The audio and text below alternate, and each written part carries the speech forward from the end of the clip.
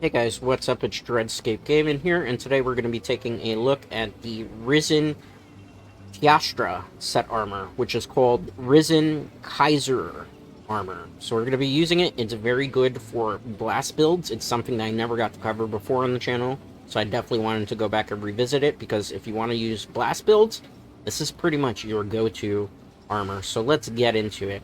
First off, we're going to be using the Devil's Halberd. This is the Scorn Magnamalo Insect Glaive. You could use whatever Scorn Magnamalo weapon that you prefer to use for your playstyle, but this is the one I'm going to be using for this demonstration. It gives me 335 attack. It also gives me good purple sharpness, and blast element is 28.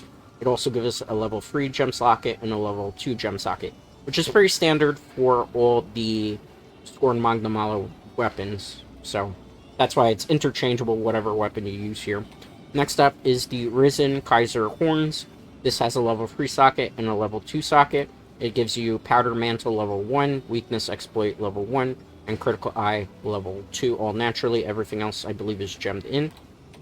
Here we have the Risen Kaiser Mail. This gives you 2 level 2 sockets. Here you have Powder Mantle level 1, Weakness Exploit level 1, Critical Eye, Power Prolonger, Blast Attack, I believe are all gemmed in. Okay, here we have Risen Kaiser Braces. Here we have 2 level 4 gem sockets. It's very important for this build. This gives us Tiastra Blessing level 2, Master Touch level 1, Ballistics level 1, and I believe the Critical Eye level 1 as well. Risen Kaiser Coil. This gives us a level 4 socket and a level 3 socket. This gives us Powder Mantle level 1, Master Touch level 2, Ballistics level 2. Everything else is gemmed in. Risen Kaiser QS, I believe is how you pronounce that. Tiastra Blessing level 2, Weakness Exploit level 1, Critical Element level 2. Most of this is gemmed in here. And the Underworld Paladins is the one I'm going to use, keep that in mind. You could use whatever you want here. For my talisman, I have a Critical Boost level 2 with a level 4 socket and a level 1 socket. So get as close as you can to this type of talisman. If not, you're going to have to sacrifice some skills in this particular build. Alright, so for the decorations in the Halberd, we have Destroyer Jewel 2, an Expert Jewel 2, with a Supercharged Jewel 2. If you wanted to, you could put the Tiastra Blessing Jewel here, but it kind of makes no sense at all, because you're already getting the Tiastra Blessing skill from the armor. So you're better off with Supercharged Jewel 2, because I know somebody's going to ask that. Risen Kaiser Horns. Here I have a Steadfast Jewel 1 and a Critical Jewel 2. Risen Kaiser Mail, Enhancer Jewel 2 and a Blast Jewel 2. Risen Kaiser Braces, I have a Blast Jewel plus 4 and an Enhancer Jewel plus 4. For the Risen Kaiser Coil, I have a Destroyer Jewel plus 4 and a Refresh Jewel 2. Risen Kaiser Kuas, we have a Refresh Jewel plus 4 and 2 Steadfast Jewel 1s. Discipline Talisman, it has a Hard Brace Jewel 4 and a Shockproof Jewel 1. I'll give you a full breakdown of the armor stats here. So we have 350 attack, Element Blast 42, Affinity plus 40%. We have 981 defense. This is with maxed out armor spears on the armor, as well as augmentations in stability, at least plus 10 defense for every piece of the gear. Fire resistance 23 plus. That's crazy. Water resistance minus 17. Thunder resistance plus 8. Ice resistance minus 2. Dragon resistance minus 12. For full breakdown here, we have Critical Eye level 7. Increase affinity by 40%. Tiastra Blessing level 4. This basically says gain the power of the Elder Dragon Tiastra. So at level 3 it prevents poison and venom. At level 2 fire attack and blast buildup plus 10. At level 4 it also negates theft. It's a pretty interesting skill. Critical Boost level 3 increase the damage of critical hits. At level 3 increase damage dealt by critical hits to 40%. So that works in conjunction with Critical Eye. Weakness Exploit level 3, increase the affinity of attacks that exploit a monster's weak spot. At level 3, attacks that hit weak spots have 50% increased affinity. Master's Touch level 3 prevents your weapon from losing sharpness during critical hits. So it's really better actually than Razor Sharp, which is why this armor is kind of really cool to use in endgame. Level 3 grants an 80% chance of no sharpness loss while active.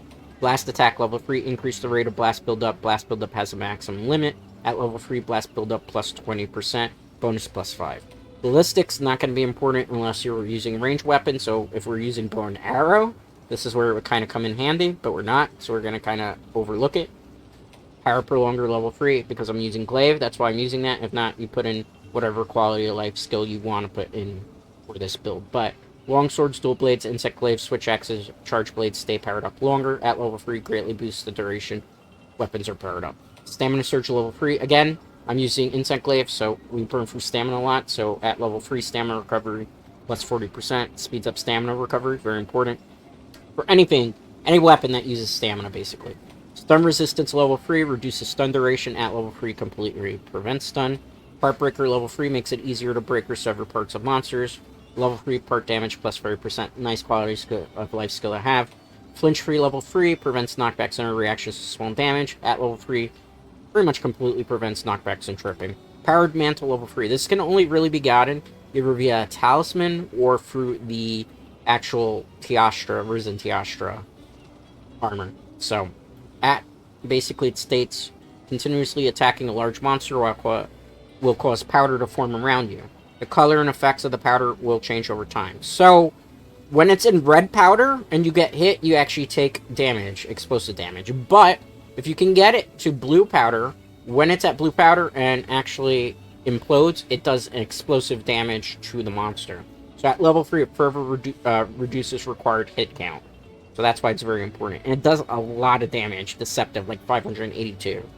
Critical element level 2, we're not going to use it for our build because we're more focused on blast, but if you wanted to go elemental build, you could.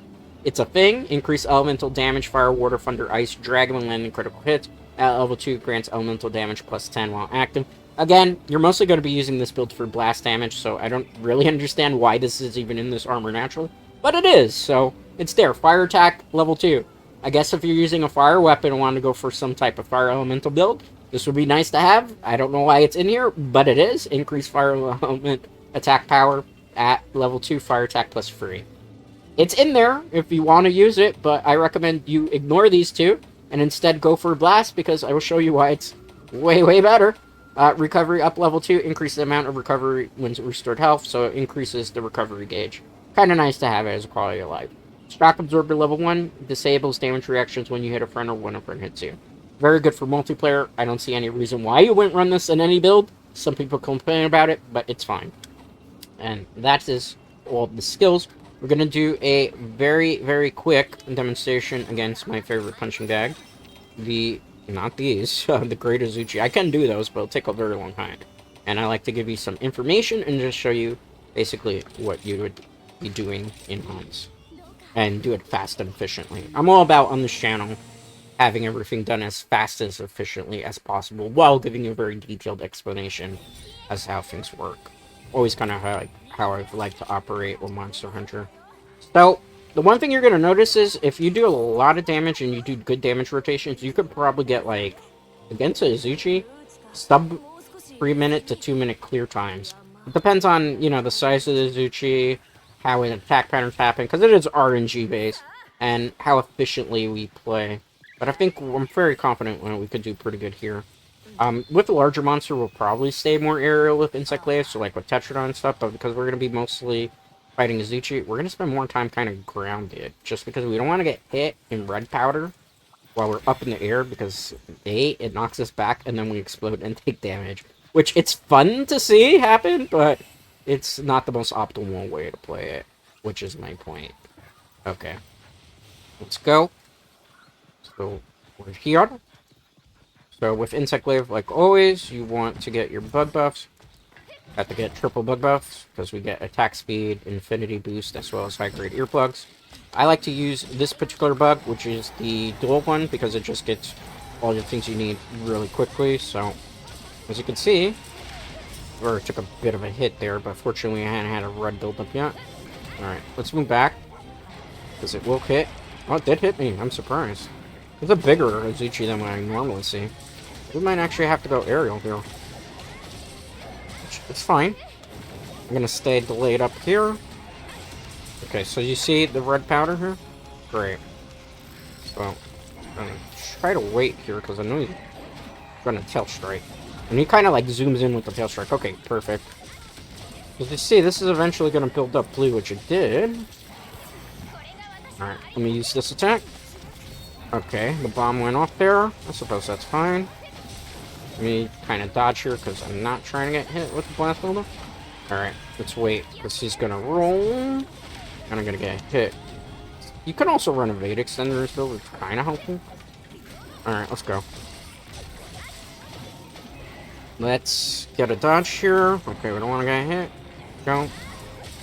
Alright, we got a part break. Oh, aerial for a second. Okay, good. Go aerial again. It's a very narrow Uzuchi. Okay, we got a hit here. So we're gonna just combo the head as much as possible. Hard to see from this angle, so I'm gonna go Divine Wyvern Strike. Okay. Gotta get the hit off. As you saw, the blue powder just exploded, so we got a good damage rotation off. And we're powerful longer, and I have to worry about constantly buffing my bug. Alright. Let's go. We drop down with a Wyvern Strike here. Gonna do another Wyvern Strike. We missed it. That's unfortunate. Alright. Let's go into here. We got some damage going. Got some damage going. We'll just constantly bump it into the wall. Alright, we got blue here. Again, this is the powder, so when you attack, look. There's 500 there. If you get it to the face, you can do a massive amount of damage. And even though we haven't played, per se, the most optimal right now with the build, we are about to pretty much KO. And let me move back here. Why did I do that? A, because you're gonna tail strike us. B, because I need the buffs. Or we could kill it with Insect Glaive, because that works too. Alright, so that's pretty much the Risen Tiastra armor, aka the Risen Kaiser armor. It's an interesting armor. Like I said, it's better for blast builds. Works great with Insect Glaive. Works even better with dual blades. Anything that has blast that can hit and do a lot of DPS is really, really good. I haven't tried it personally with the bow and arrow, but I think it could have some good practicality uses with the Magnamalo bow and arrow. Maybe even to a lesser degree, the, Tiastra bow and arrow. So you basically want to change out whatever weapon here. Anything that's a Magnamalo weapon, you can put into the slot. Really, it's better with faster weapons in my personal testing phases, but maybe you can find a really good way to use this armor with, I don't know, let's say the hammer, or the switch axe, or the charge blade. I think it's still pretty viable. It's an interesting armor, unfortunately, now with the Primordial Malzeno armor available to just about everybody at this point. You can make a better blast build and have a lot more level 4 gem socket slots. So this kind of loses out to that in terms of endgame flexibility. But the one benefit this has, as opposed to Primordial Malzeno, is you are going to be able to gem in Critical Eye level 7 and attack boost fairly easily, as opposed to some of the other armors where you're going to rely a lot heavy on some of the, like, older, or not older, but very late endgame gems that cost quite a lot of materials to be able to make them. Well, even though we didn't play that as efficiently as I wanted to, we did get a 3 minute and 40 second clear time. You can get this clear time on Uzuchi down to 2 minutes. I've done it before off of recording. So anyway, that's going to do it for today's build. As always, a like on this video is greatly appreciated. If you're not already subscribed to the channel, definitely consider doing so, as it helps the channel grow.